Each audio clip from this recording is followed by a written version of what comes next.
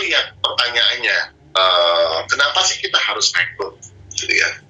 Kenapa kita harus rekrut? Kenapa nggak udah ya selling aja deh, kan selling lebih mudah, saya langsung dapat cuan gitu ya, saya langsung dapat nasabah, langsung dapat duitnya kerasa. Tapi kenapa rekrut? Rekrut ini lama prosesnya, panjang, journey-nya panjang, ya. Tapi mari kita bandingkan. Kalau tadi kita bicara tentang manfaat, maka itu nggak ada nilainya. Kita bermanfaat pada lebih banyak orang, itu adalah value yang kita bangun yang akhirnya membuat kita terus berenergi. Tapi kalau bicara bisnis, tentu ada hitung-hitungannya, teman-teman. Bicara bisnis ada angkanya. Nah, ini adalah angka tentang merekrut, ya. Di dalam diagram ini saya ingin menjelaskan bahwa kalau seseorang yang akan melakukan produser, dia akan jualan, ya, dan dia bisa jualan 1 miliar APE setiap tahun, gitu ya, setiap tahun, dibandingkan dengan orang yang kemudian rekrut dan membangun jaringan sesuai dengan jenjang karir yang ada dan promosi dari tahun ke tahun. Kita tahu bersama-sama ya, kalau bicara produk PSBB, unit link, yang tahun kedua. Berarti kalau berhasil menjual 1 miliar API, maka komisinya 300 juta, ya kurang lebih 25 juta per bulan. Nah, itu adalah garis yang warna hijau. Mulai dari 0, dia kemudian bertumbuh menjadi 25 juta per bulan.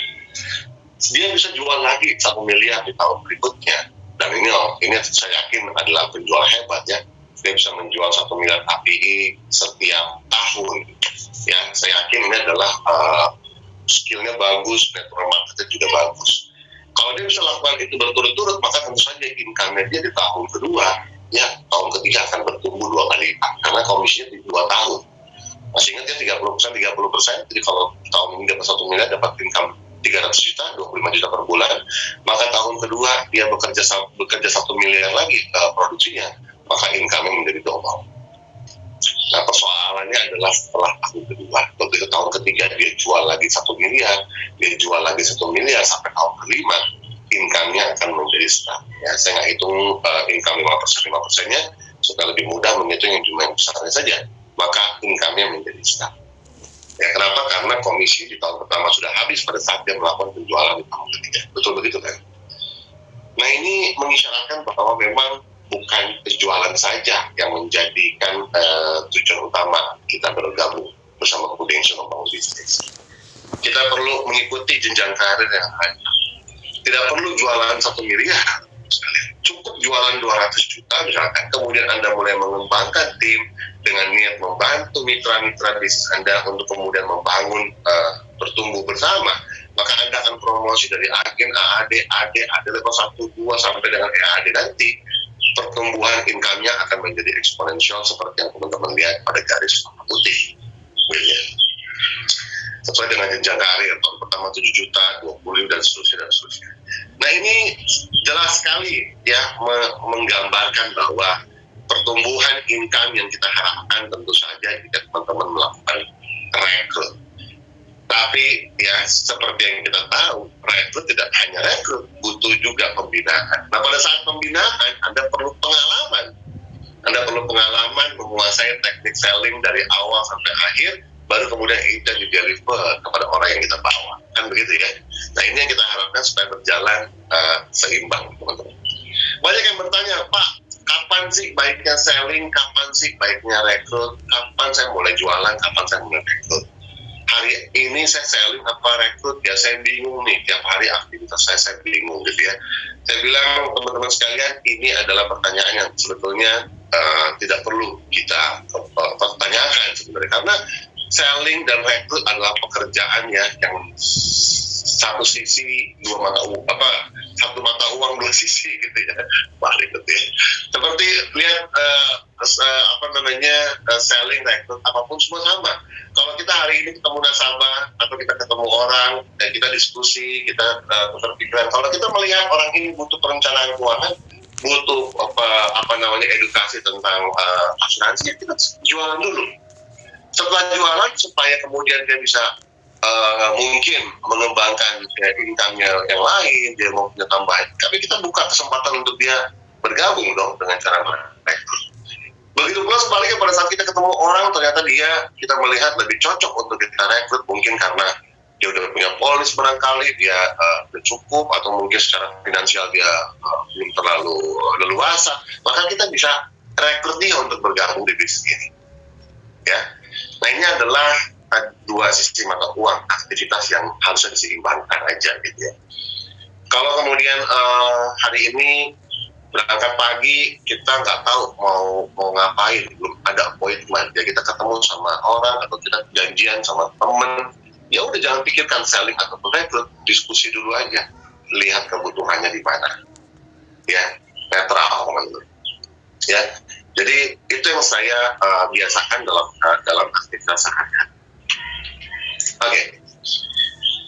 Berikutnya saya mau sharing 4 tips buat teman-teman sekalian. Yang pertama, dalam hal selling dan rekrut, ini keduanya akan sama.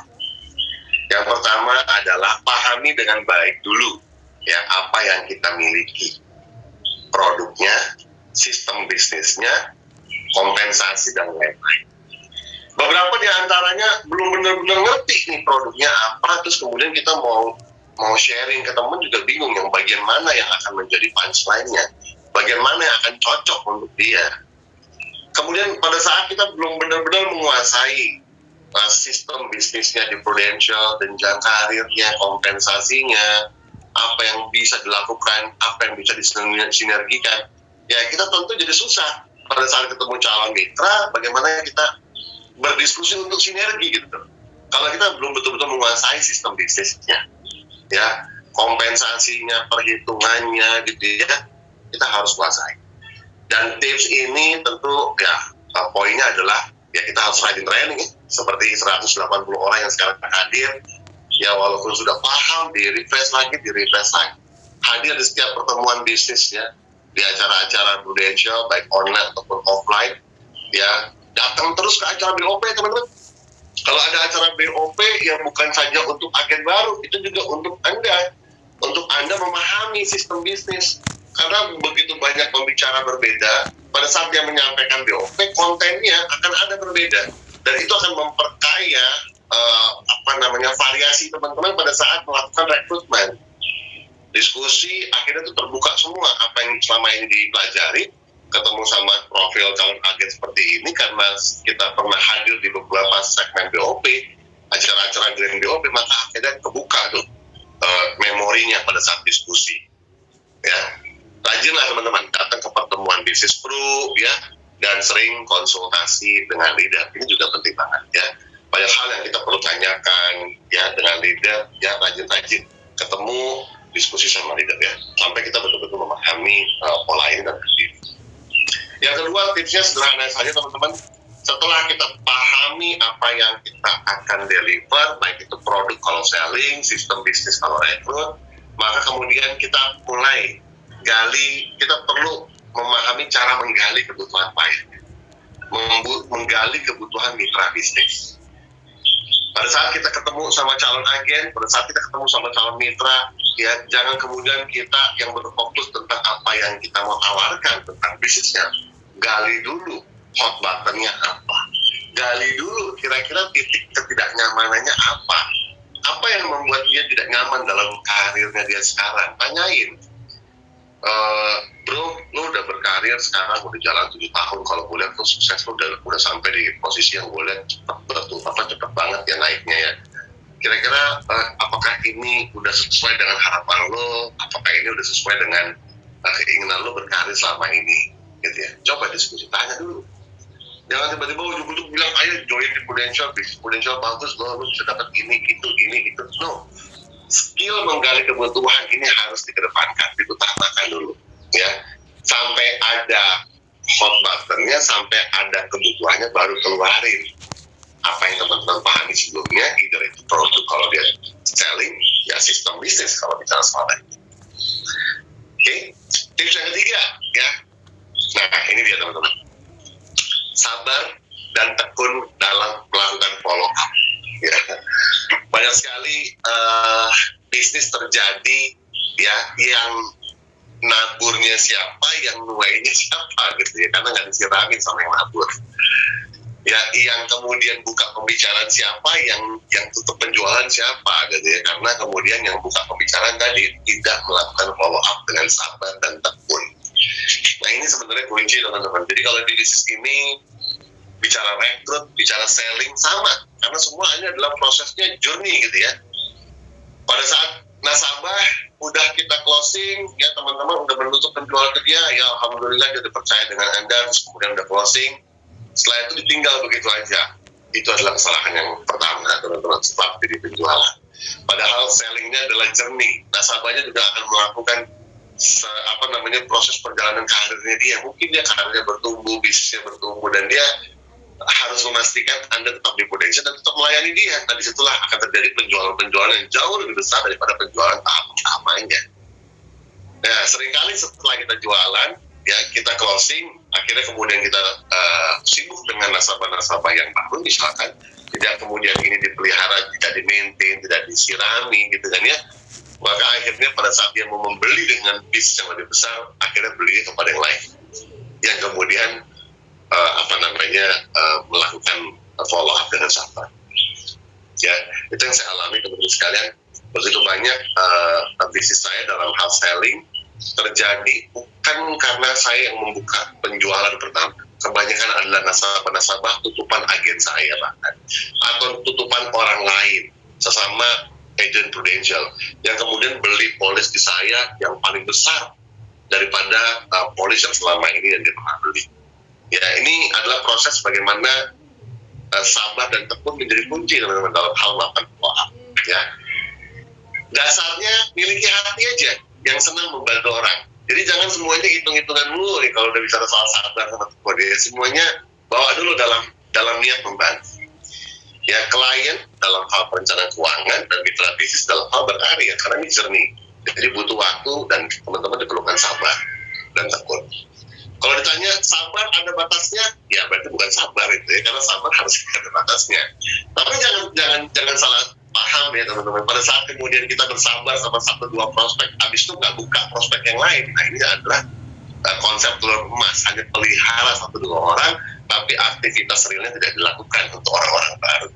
Nah, ini kita masuk ke tips yang keempat. Bangun habit dan rutinitas kerja yang baik.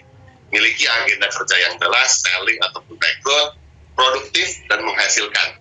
Fokus pada aktivitas bertemu orang baru setiap hari. Ya, sabar dalam proses memfollow up-nya, tapi bukan berarti sabar menunggu orang itu closing gitu ya. Orang itu belum closing hari ini, jangan ditungguin ya teman-teman. Kemudian cari orang-orang yang baru. Jangan kemudian menunggu agen yang kita rekrut, udah kita bina, mereka belum terus bertumbuh, ya harus ada agen barunya. Karena itu adalah proses yang benar, melakukan habit dan rutinitas seperti yang benar.